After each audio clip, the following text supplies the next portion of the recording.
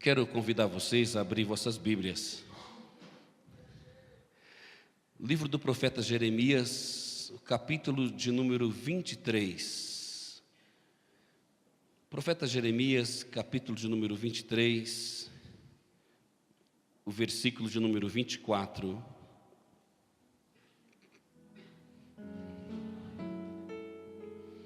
Aleluia.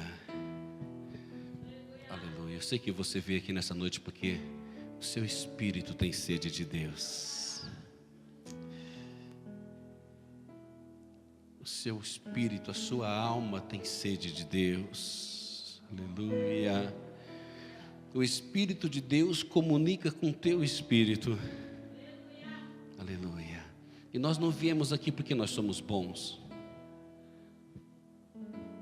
Nós não viemos aqui porque somos melhores do que outras pessoas. Nós viemos aqui porque nós precisamos de Deus. Nós viemos aqui porque nós o queremos em nossas vidas. Nós viemos aqui para ofertar o nosso corpo como um sacrifício vivo diante do altar do nosso Deus. Porque nós o amamos e nós queremos estar aos seus pés, em nome de Jesus.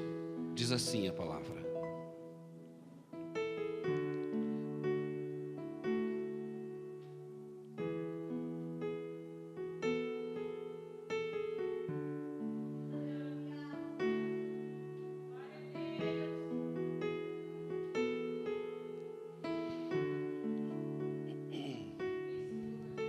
poderá alguém esconder-se sem que eu o veja?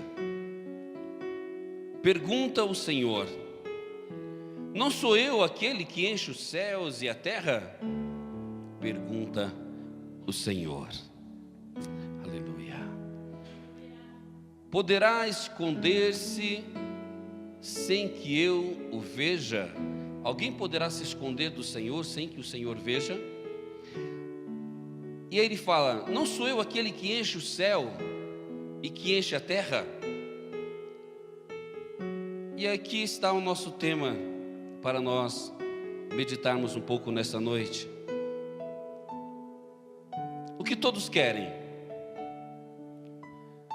o que não se pode e o que não se deve esconder.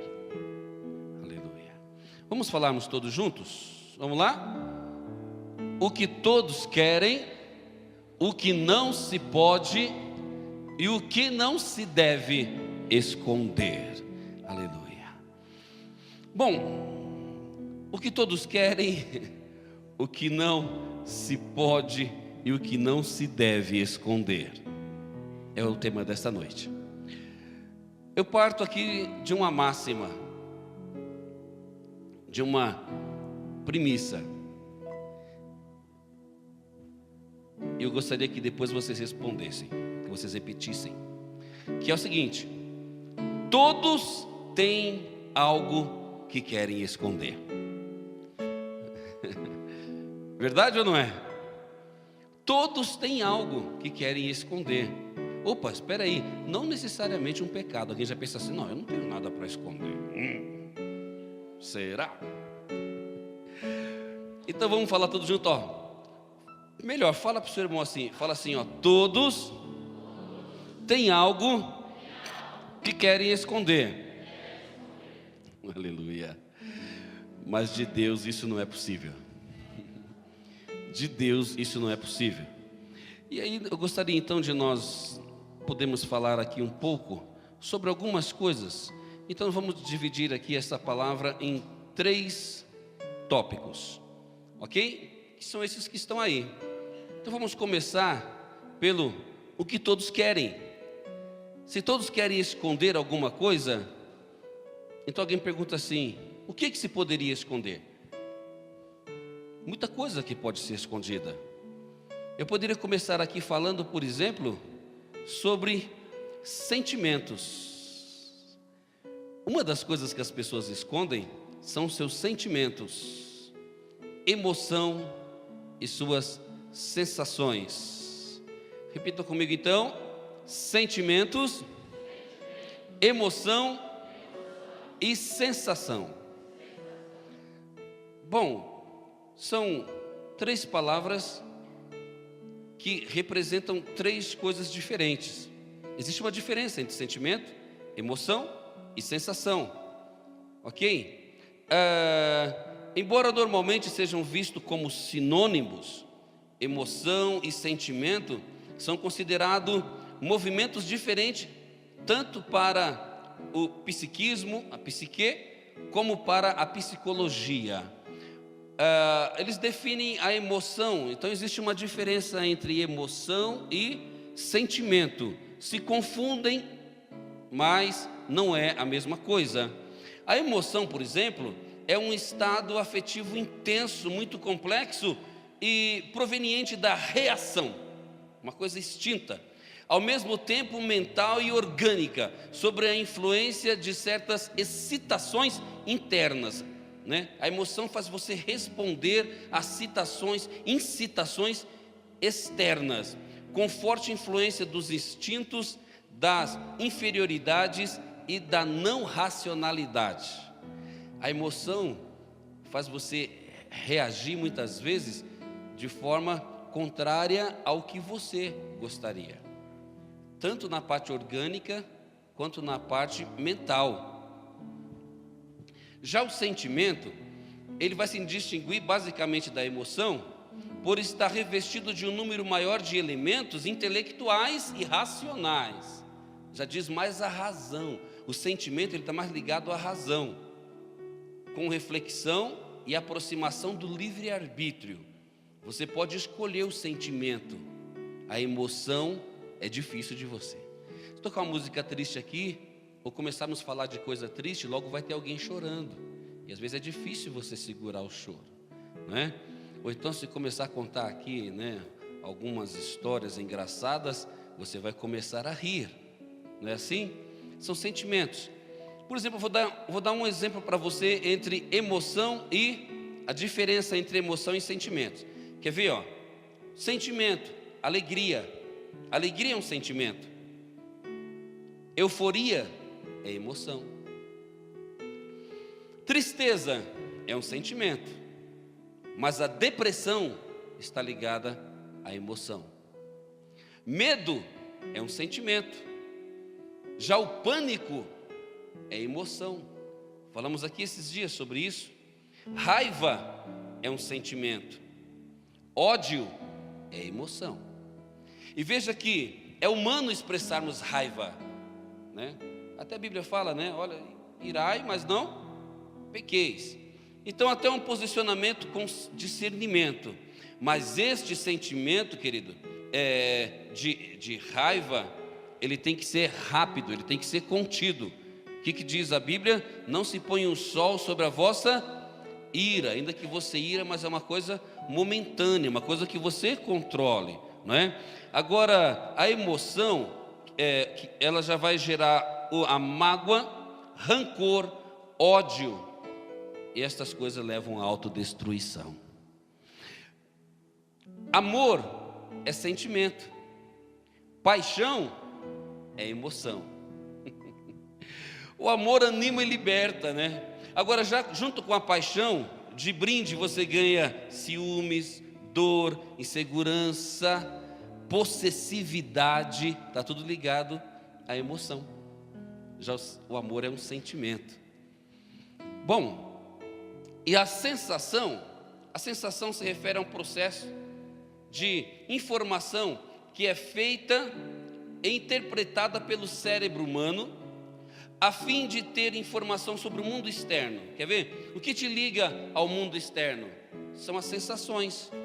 E nós temos aí 5 sentidos que possibilita isso, que é a visão, audição, fato, tato e paladar. É como você está num campo e aí você sente ali a brisa tocando você. Você ouve o barulho do vento e das pessoas. Você sente o sol na sua pele. Você sente o cheiro do perfume das flores. São sensações. Então tem pessoas que tentam esconder isso, esconder, ele está chorando, mas ele quer esconder que não está chorando, né? Ele quer sorrir, mas é um lugar impróprio para sorrir, e aí ele quer esconder o sorriso, aquele sentimento de alegria, né? Ou de euforia, porque talvez esteja num lugar impróprio. Então sentimento, emoção e sensação são coisas que às vezes a pessoa tenta esconder, principalmente quando é orgânica e quando provoca reações no corpo, e reações que muitas vezes vêm na hora errada, né? Aí que você não quer realmente mostrar mesmo. Por exemplo, outra coisa que pode se esconder é a verdade sobre si mesma. Coisas que as pessoas querem esconder, muitos a verdade sobre si mesmo. Nós ouvimos casos de muitas pessoas que passaram por aqui e que antes de aceitarem Jesus, antes delas se converterem a Cristo, tiveram uma vida tão desregrada que muitos não gostam nem de comentar na vida que estiveram lá atrás. Não que tenham vergonha, não que queiram esconder. Alguns simplesmente não querem porque teve uma vida desregrada. Mas o mais complicado disso é quando isso está intrínseco no caráter. No caráter. E às vezes a pessoa tenta esconder, e muitas vezes essa questão de esconder acontece por interesse. Quando ele conhece, por exemplo, né? Aqui estão os jovens, tome muito cuidado com isso, jovens. Quando você for casar, for procurar, né? Estiver orando para Deus preparar uma namorada, uma noiva. A Bíblia diz que o que não é feito por fé é pecado. Não pense você que só, né? Alguém só tem a possibilidade de pecar depois de estar namorando. Não, Senhor. Se você já não orar antes de você começar a namorar, você já está pecando, porque o que não é por fé é pecado. Então você tem que fazer as coisas assim, tem que orar, pedir a Deus. Eu lembro que meu pai falava para mim assim, olha, eu tinha uns 13 anos, né, irmãos? Namorava ainda, naturalmente. E meu pai teve uma conversa comigo, um dia ele falou assim, olha, quando você for namorar, você não pode olhar somente para a beleza ou a postura da moça. Você tem que olhar também a família da moça, ou agora aqui eu também digo do moço, vai dizer muito sobre quem é a pessoa. Aí ele falou assim, olha como ela trate a mãe. Você vai namorar, meu filho, olhe como a sua futura namorada trata a mãe dela, porque é assim que ela vai te tratar um dia. Olha como trata os irmãos, porque é assim que vai te tratar um dia. Porque no começo, queridos, é tudo, né? É como outro fala lá, só love, né? É só love, é só amor, é só alegria, é só festa, não tem defeito, não é assim? Não tem defeito, é perfeitinho. Mas às vezes a pessoa que está ali, ele está escondendo a unha, né? Porque quer se aproximar. Mas tão logo começa um relacionamento e a pessoa já está se mostrando quem é. Então, às vezes, a pessoa quer esconder verdades sobre si mesma, sobre seu caráter, sobre medo de ter rejeição, por vergonha, por timidez. Agora, uma das coisas que as pessoas tentam esconder bastante, defeitos. Defeitos. E não somente defeito, né? Como nós falamos aqui, de postura, né? De caráter, de uma queda, né? Pelas coisas que não são aí de bom grado, mas defeito físico também, não é assim? Uns querem esconder, às vezes, uma cicatriz, aí, né? Dá um jeitinho de passar uma maquiagemzinha, né? Puxa o cabelo para cá, para lá. Outros querem já esconder a careca, Outros tentam esconder. E é até interessante, quem já assistiu aqui aquele filme do Steve Martin antigo, que ele tinha um nariz bem grande, né? O nariz dele era bombeiro, ele tinha um nariz bem grande, pontudo.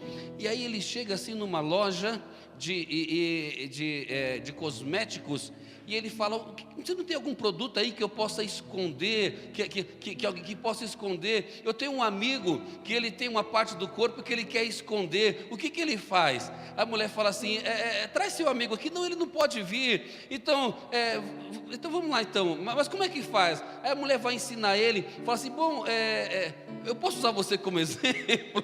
Aí começa a passar escurecer, passar um produto, um creme que vai escurecer aquele nariz enorme para disfarçar. Então, queridos, defeito que as pessoas muitas vezes querem disfarçar, com medo de serem rejeitadas também, com medo de serem ridicularizadas, com medo de muitas pessoas, alguns defeitos que viram até apelidos, não é?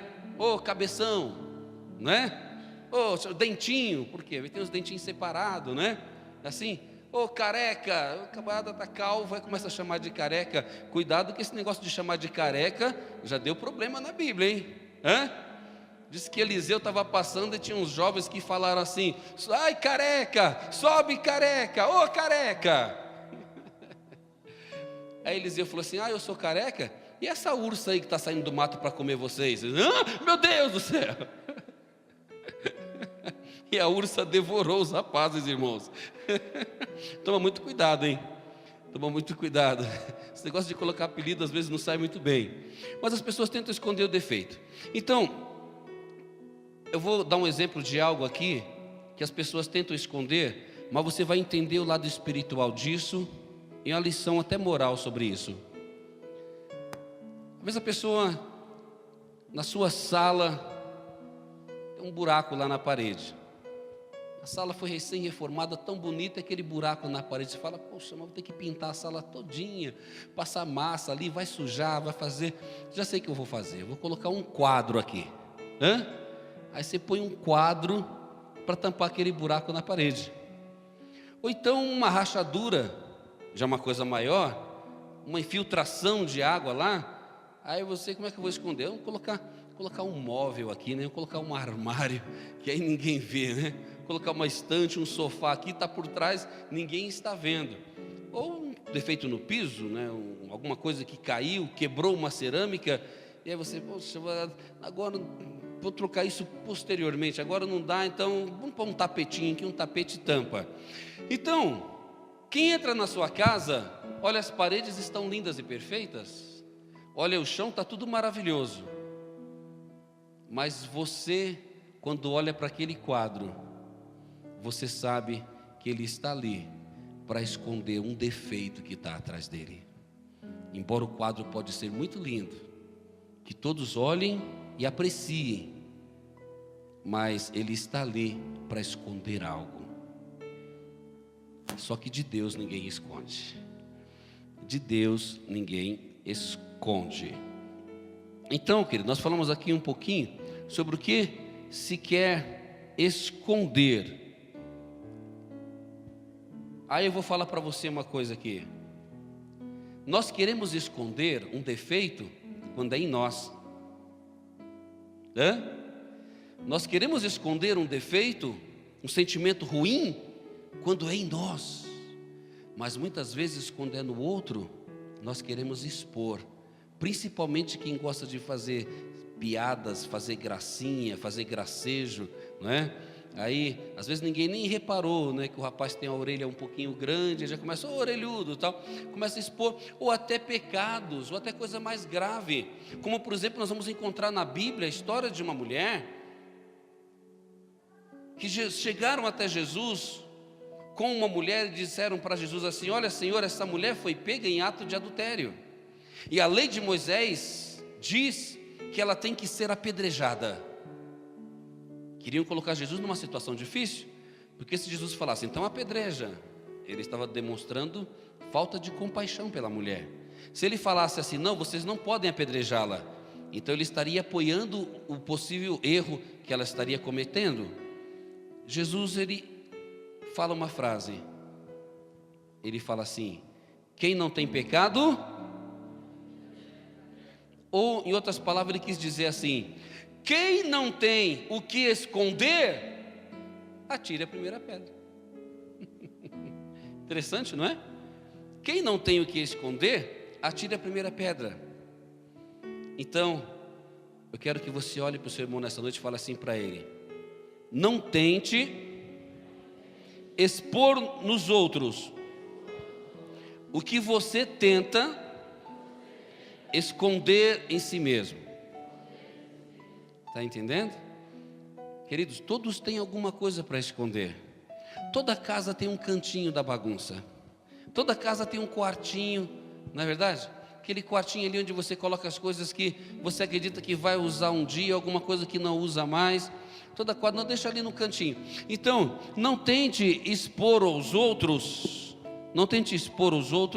algo que você tenta esconder em você mesmo. Então todos querem esconder. O segundo tópico dessa pregação, então, o primeiro é o que todos querem. O segundo, o que não se pode esconder.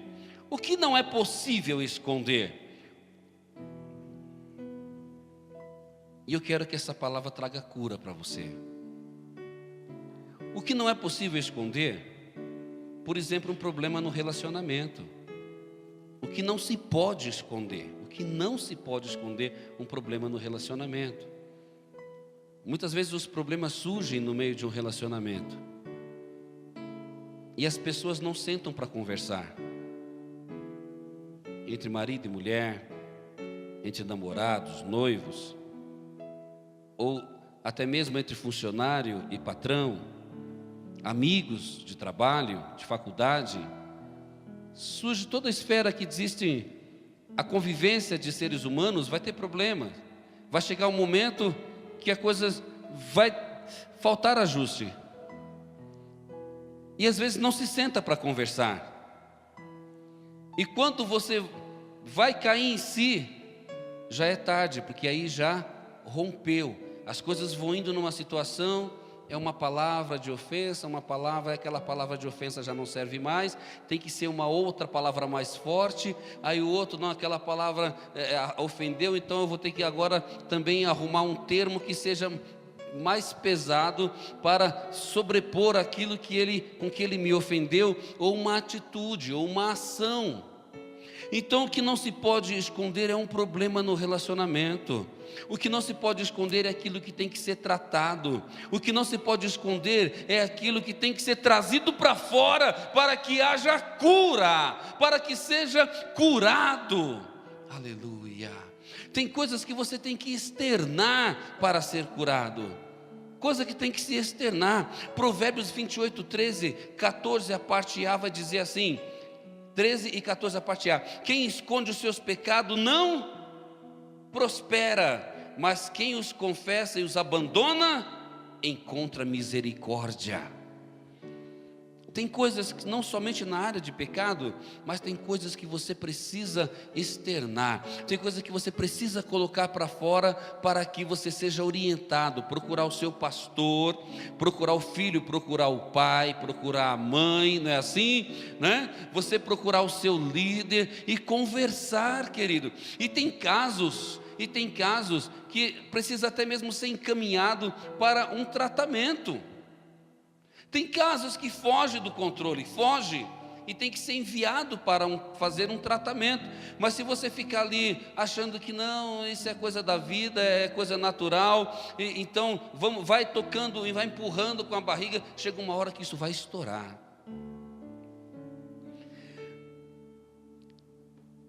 Como se esconder uma gravidez? Como é que se esconde uma gravidez? Eu acho que a mulher consegue esconder nos primeiros meses, não é assim? Põe uma roupa mais apertada, faz de conta que não está acontecendo nada, não é? Mas depois a barriguinha vai crescendo, e aí? E quando a criança nasce? Mesmo que tenha conseguido esconder a barriga, mas e quando a criança nasce? O que vai falar? A cegonha que trouxe.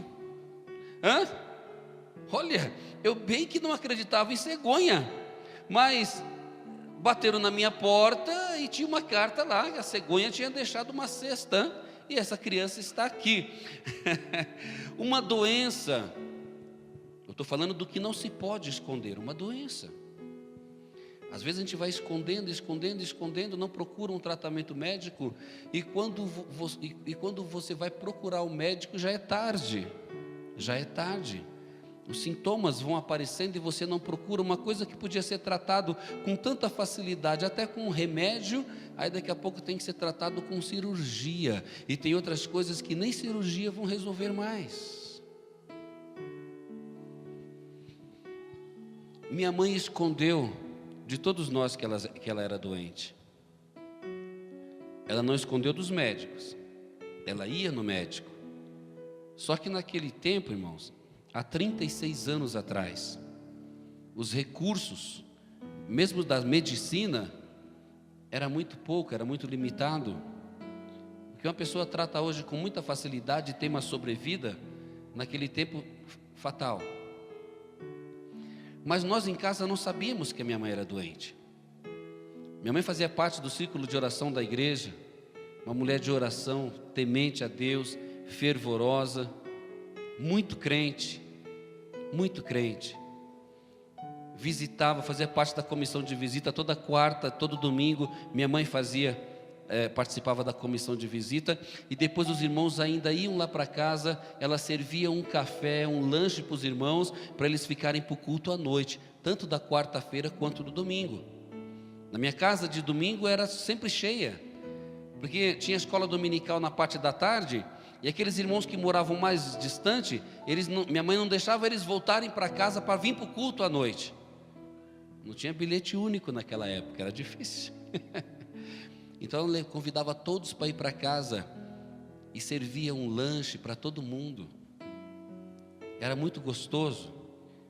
Mas minha mãe, com toda essa alegria, a minha mãe com todo esse desprendimento, com toda essa generosidade, carregava uma enfermidade dentro dela que nós não sabíamos.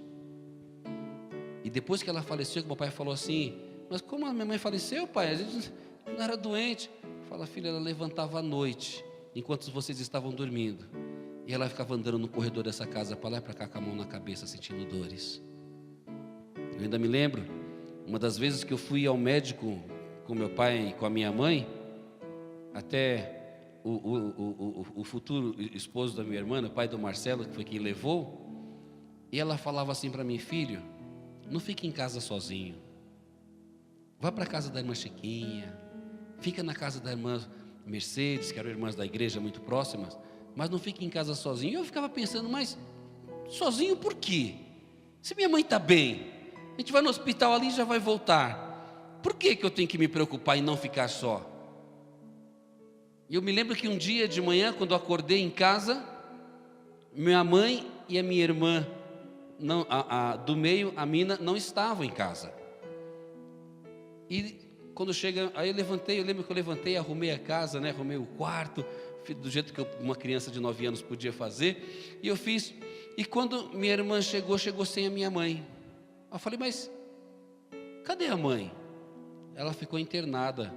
Mas internada por quê? Ela não tem doença. E minha mãe nunca mais voltou para casa. Ficou internada vários dias e Deus a recolheu. Mas onde está o problema aqui? Foi o grande choque, foi todos nós em casa e nem os irmãos da igreja, ninguém sabia. Ela estava chorando em casa, ela passava a mão no rosto, enxugava as lágrimas, colocava um sorriso no rosto e saía do portão para fora. Faz lembrar a sunamita: vai tudo bem? Vai tudo bem. Então, queridos, tem coisas que você quer poupar um parente seu, você quer poupar alguém de um sofrimento, mas esse sofrimento pode ser ainda maior, e você não está poupando, não está ajudando, mas sim trazendo um transtorno maior ainda, porque para superar a morte da minha mãe, acredito que nenhum dos meus irmãos até hoje, 36 anos depois. Como que uma pessoa tão sorridente? Então tem coisa que não se pode esconder. Voltando a Provérbios 28:13, diz o 28:14 diz assim, ó: como é feliz o homem constante no temor do Senhor. Ser constante fala em ser perseverante. Perseverar é quando você tem que continuar, mesmo quando não há mais motivo para você continuar. Você só sabe que é perseverante quando não tem mais nada para se segurar, quando não se tem sentimento por aquilo que está fazendo, a não ser Jesus.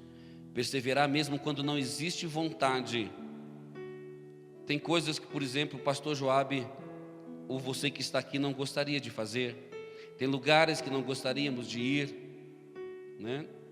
Por exemplo, acordar 3:30 da manhã, num frio intenso, e a cama tão quentinha, mas você tem que levantar, não é? Mas falando de coisas espirituais, fazemos porque temos um chamado, temos um compromisso, e não posso me calar, eu não posso me entregar, aleluia. O que você não pode esconder, até porque muitas vezes não consegue, é uma deformação. E o judeu tinha um problema muito sério com essa questão de deformação. Uma pessoa que tinha algum tipo de deformação, por exemplo, jamais seria um sacerdote, porque o sacerdote não podia ter deformação. Um sacerdote não podia ter nenhum membro longo demais, curto demais, torto, arrastar uma perna, nariz muito grande, orelha, um olho. O sacerdote não podia ter nenhum defeito. Então o judeu tratava também a questão da deformação, o coxo, o aleijado, né? o mendigo, o cego, o surdo. Tratava essas pessoas até como pessoas amaldiçoadas por Deus. Que eles foram amaldiçoados, cresceram assim, ou até mesmo alguém dizia que tinham nascido desse jeito, porque Deus os havia rejeitado. E aí Jesus está, Lucas 6, capítulo 6, versículo 6 ao 10, Jesus estava dentro da sinagoga, e ali havia um homem que tinha a sua mão atrofiada. A Bíblia não diz quanto tempo esse homem tinha essa mão desse jeito, mas devia ser algo que ele escondia, porque para ele estar dentro de uma sinagoga, se todos ali tivessem consciência dessa atrofiação dele, dessa deformação, ele seria discriminado. E os judeus e os fariseus e os mestres, eles estavam ali olhando, e Jesus estava aquele dia dentro da sinagoga. Aquele homem estava ali com aquela atrofiação, dentro da sinagoga, no mesmo lugar onde Jesus estava, e todos estavam olhando, porque era sábado, e eles queriam saber se Jesus ia fazer alguma cura ali, para ter do que acusar Jesus. Olha, você está quebrando a lei de Moisés, aleluia. Você está no mesmo lugar que Jesus, não é possível você sair sem cura. Você está no mesmo lugar onde Jesus está, não é possível você sair sem um milagre, não é possível você sair sem uma palavra de vitória, aleluia. Ainda que isso não aconteça de imediato na sua vida, mas uma palavra já é liberada sobre você, uma palavra já é liberada sobre a sua vida. E quando Jesus chegava num lugar, querido, era difícil o ambiente ser o mesmo. Quando Jesus estava num lugar, era difícil o ambiente continuar do jeito que era antes, porque quando ele chegava, tudo mudava, alguma coisa acontecia de extraordinária, aleluia. Ele está aqui nesta noite, você crê nisso? Você crê no Deus Emanuel, sempre presente, o Deus conosco aqui nesta noite, aleluia. Oh Deus. E aquele homem estava ali, e os fariseus procurando uma brecha para acusar Jesus. Ninguém nunca ajudou aquele homem, e Jesus chamou aquele homem, falou para ele: você, vem à frente, levanta-se e ponha-se no meio, levanta-se e vem para o meio. E ele se levantou e foi. E Jesus falou para ele assim, para todos aqueles que estavam ali. Jesus conhecia o pensamento deles. Jesus sabia que eles estavam ali procurando uma oportunidade para acusá-lo. E Jesus fala para eles assim: se um animal de vocês caírem num dia de sábado numa vala, vocês deixam morrer? E ele pergunta: é lícito fazer o bem ou o mal no sábado? Salvar vida ou destruir vida no sábado? E aí Jesus olhou para todos que estavam ali e falou para o homem: aleluia, estenda a sua mão. E no mesmo instante a mão dele foi restaurada. O que eu tenho para dizer com você? O que eu tenho a dizer para você sobre isso? Que quando pessoas te expõem, é para te humilhar, é para te ridicularizar. Quando Jesus te expõe, quando Jesus expõe você, vem para o meio, com a sua deformidade, mas não, todos vão ver, vem para o meio. Quando Ele te expõe, é para trazer cura e libertação. Aplauda ao Senhor Jesus. Aleluia. Quando Ele te expõe, é para trazer cura, é para trazer honra. Deus colocou Adão no jardim do Éden, e todos os dias Deus descia para conversar com Adão. Todos os dias Deus vinha para conversar com Adão. E Adão peca. E Adão, Eva, eles erram. E Deus desce para conversar com Adão. Deus desce para ver Adão, como todos os dias. E Adão se esconde. Adão peca e se esconde. Adão falta no compromisso. Mas Deus não falta. Ele aparece lá. Deus não falta. Aleluia. Quando você peca, você se esconde de Deus, não é Ele que se esconde de você. Porque se existe uma ruptura, essa ruptura tem que ser sarada. Glória a Deus. Se existe uma fraqueza, essa fraqueza tem que ser fortalecida. Se existe uma fragilidade, o Senhor quer te pôr de pé. O Senhor quer trazer de volta você ao primeiro amor. Deixa Deus trabalhar em você. Deixa Deus reconstruir. Deixa Deus fazer algo novo e surpreendente na sua vida. Se permita experimentar algo que você nunca experimentou antes. Aleluia.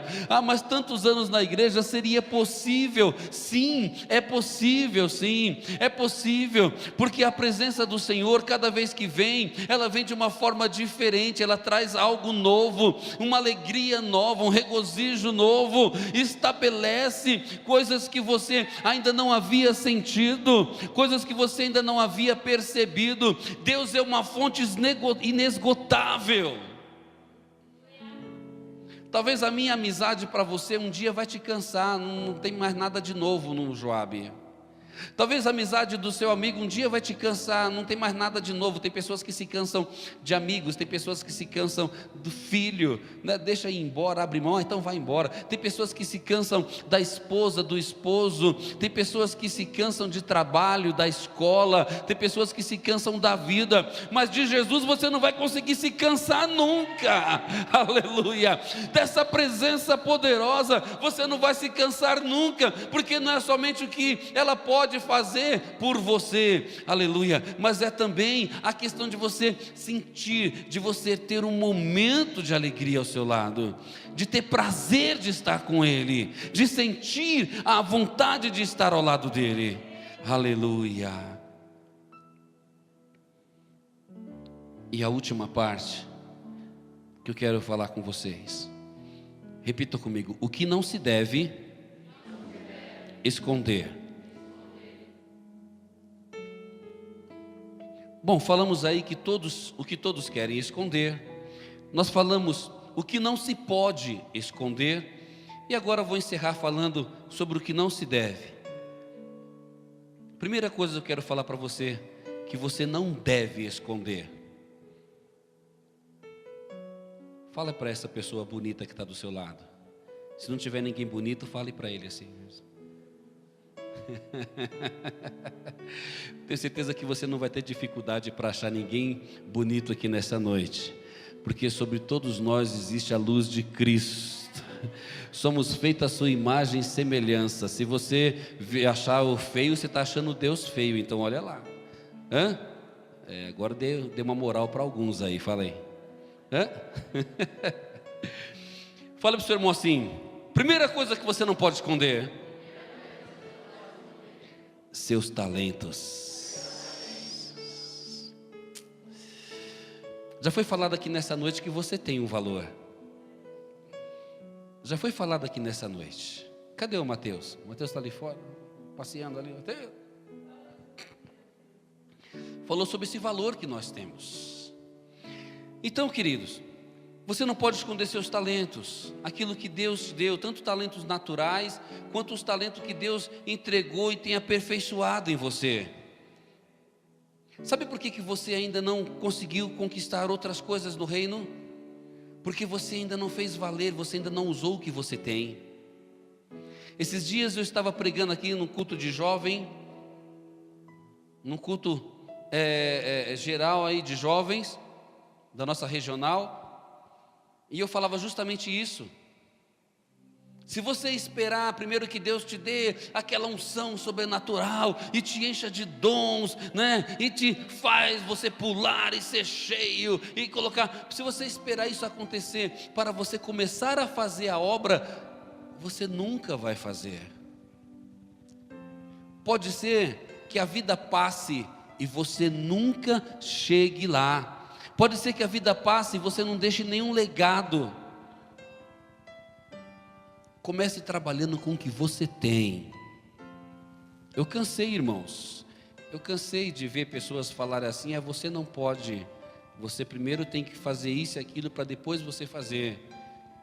Só que pessoas que muitas vezes olhavam para mim e diziam isso, eram pessoas que não conheciam a minha história. Aleluia. Pessoas que olhavam para Davi e falavam assim: Davi, você não pode, cara. Você é uma criança. Um gigante preparado para a peleja.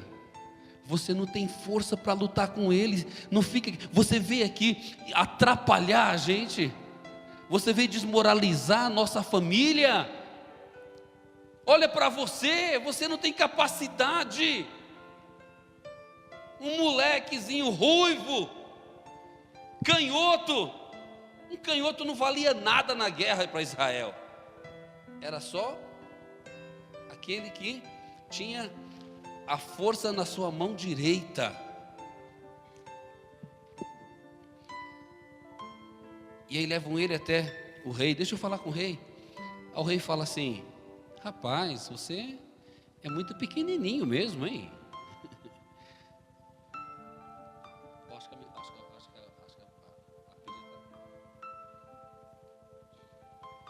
A pilha.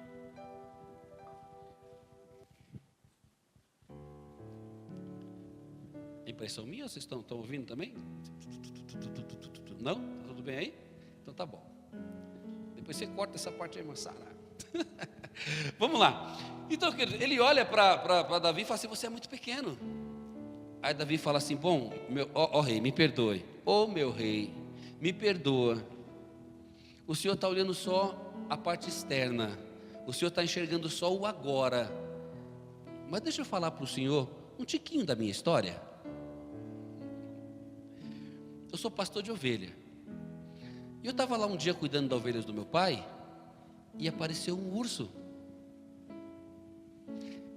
E quando esse urso quis pegar a ovelha de papai, eu matei ele. Um outro dia eu estava lá cuidando das minhas ovelhas, tocando minha harpa, adorando a Deus. Aleluia.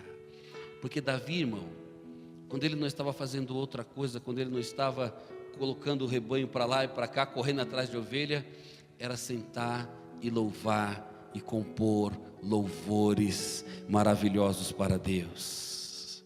E enquanto você adora, o Senhor vai te capacitando.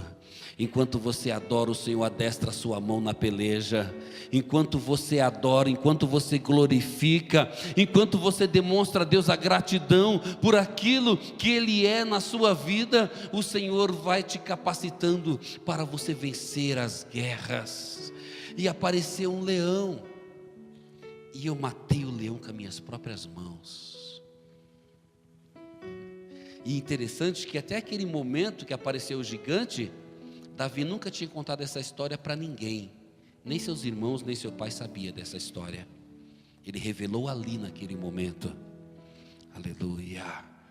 Então, queridos, pessoas que olham para você e não valorizam o que você tem, por aquilo que você é. Pessoas que não têm a visão daquilo que Deus vai fazer ou pode fazer por você, além as promessas de Deus que estão para ser alcançadas. Pessoas que não sabem a sua trajetória de vida, as batalhas que você já travou, as lutas que você já travou para chegar até aqui. Aleluia. Use o que Deus já colocou na sua mão. Use o que Deus já colocou na sua mão, querido. Mas é tão pequeno, mas o que eu tenho, parece que eu não tenho nada. Você tem, e o que você tem, você vai usar no reino de Deus, e Deus vai multiplicar. Quer que Deus te dê mais? Comece usando o que você tem. Quer ser mais na presença de Deus? Comece fazendo com aquilo que você tem na sua mão. Aleluia. Benditos. Tem crente aí? Tem crente aí, irmãos? Tem crente aí? Eu estou sozinho aqui ou tem mais alguém aí? Você não pode esconder, não tem como você não deve esconder a unção e a graça na sua vida, porque a unção, ela vai te capacitar. A unção te capacita a vencer, a unção capacita a pregar, a unção te capacita a você ganhar almas, a unção capacita você e te adestra para a peleja, mas a graça sobre a sua vida, ela atrai. Aquele que tem unção, ele vai para a peleja, mas aquele que tem a graça na sua vida, ele atrai as bênçãos para si, ele atrai, aleluia. Você precisa ter a unção e também ter a graça de Deus na sua vida. O que você não pode esconder, fala para o seu irmão aí, é a luz de Cristo que está em você. Fala, você não pode esconder a luz de Jesus que está sobre você. Jesus falou assim, que ninguém acende uma luz e coloca essa luz debaixo de uma cama. Não tem lógica? Não é? Ninguém acende uma luz e coloca debaixo de uma cama. Antes você acende a luz e coloca ela no alto. Coloca ela no alto, de preferência no meio. Pode reparar isso daí, né? Se você pegar uma lâmpada e colocar no canto da parede, ela vai iluminar um pouco. Mas quando você traz ela para o meio do recinto, ela vai clarear muito mais. Então ninguém coloca uma luz num lugar onde não tem evidência. A luz tem que estar em evidência. Aleluia. A luz, tem um detalhe sobre a luz. A luz, ela não se contamina. A luz, ela pode clarear tanto um bosque, flores, como ela também pode clarear um lixo. Mas ela não se contamina, não se mistura com aquilo que ela ilumina. Aleluia. Você é luz. Você é luz, tem luz de Deus aí em você. Quem tem luz, a luz não se contamina.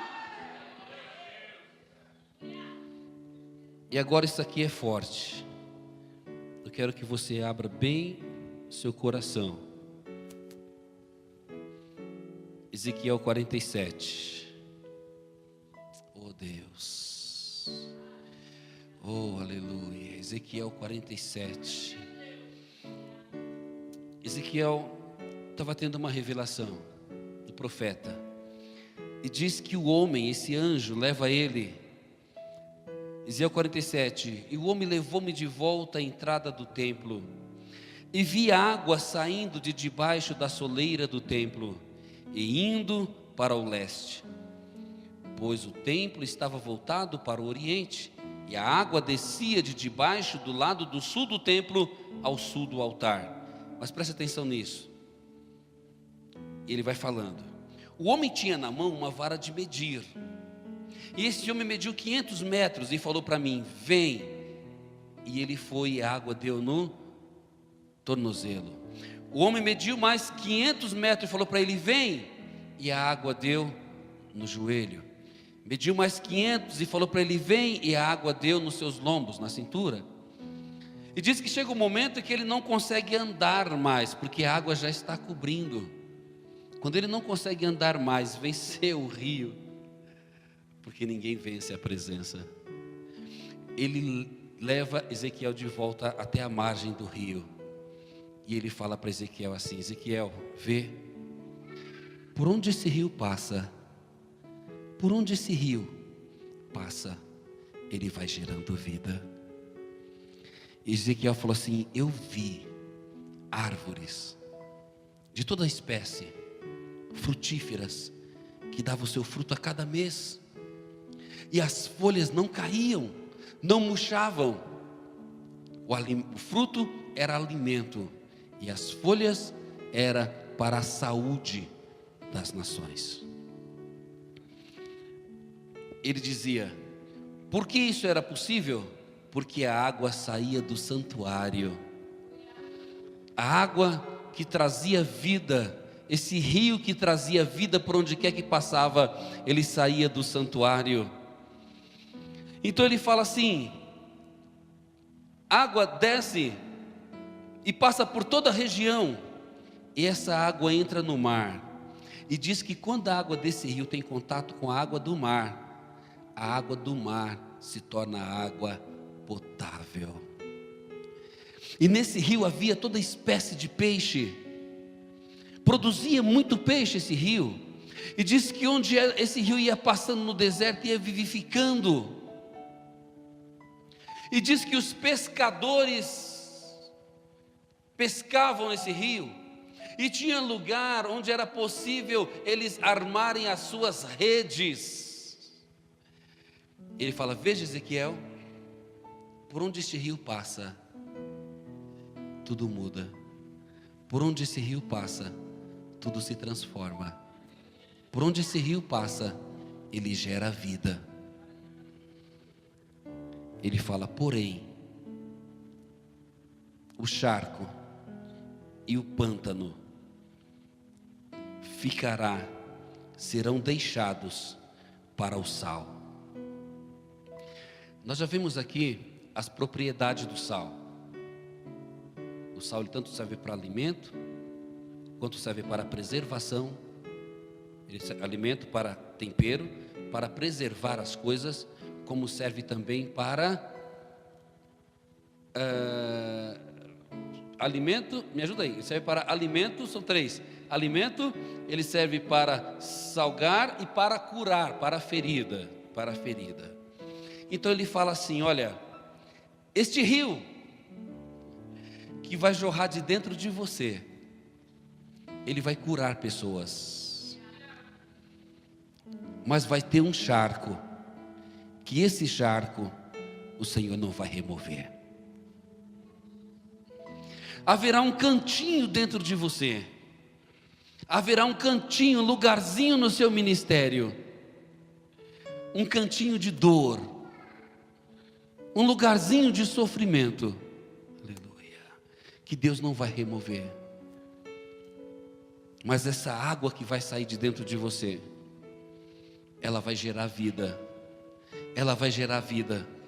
Lugares que você precisa ir, lugares que Deus vai te levar, lugares que você tem ido, que precisam de transformadores de vida, lugares que precisam de transformadores de ambiente.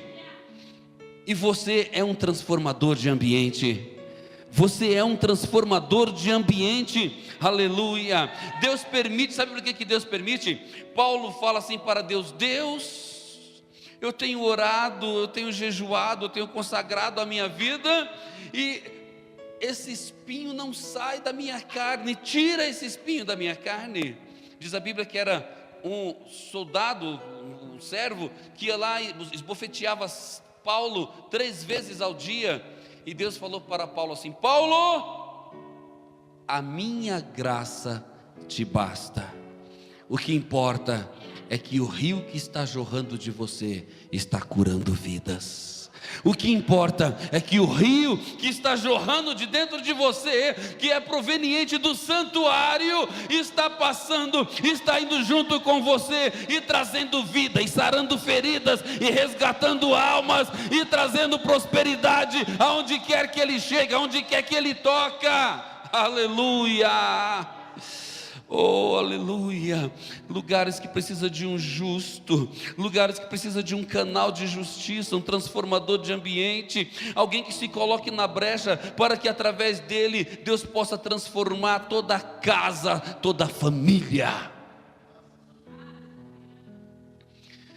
Você sabe por que Sodoma e Gomorra foi destruída? Não foi por causa da presença de pecadores, mas foi por causa da ausência de justos. Se tivesse uma igrejinha com 10 pessoas em Sodoma e Gomorra, a cidade não seria destruída. Com 10 justos, a cidade não seria destruída. Através de você, Deus vai purificar ambientes e vai levar vidas. Aleluia. Por mais degradado que seja o lugar, por mais doente que esteja o lugar, mas esse rio que está sobre você vai trazer vida. Aleluia. Você vai chegar lá. Você vai chegar lá. E tem gente, irmão, que questiona. É interessante que tem gente que fala assim: mas Deus, eu não sou uma pessoa má. Eu estou todo dia na igreja, dou meu dízimo, eu pago meus votos, oro, jejuo, dou esmola, faço as boas obras. E por que, Senhor, que esse mal não é retirado de mim? Por que tu não ouve a minha voz? Por que, Senhor, que eu não consigo vencer esse mal? Aleluia. E Deus fala, ele precisa ficar aí para gerar sal. Aleluia. Glória a Deus. Você vai chegar lá. Fala para o seu irmão, você vai chegar lá. Fala. Mas não é por causa de você, queridão. Fala para ele, fala assim: não é por causa de você, não é com a sua força. Fala para ele, não é com a sua performance, não é com seu poder de oratória, não é porque você é bom. Aleluia. Deus deixa esse charco aí para você entender que você não é ninguém, e que não é através da sua força, mas o poder dele que se aperfeiçoa na sua fraqueza. Aleluia. Se coloque de pé nessa noite.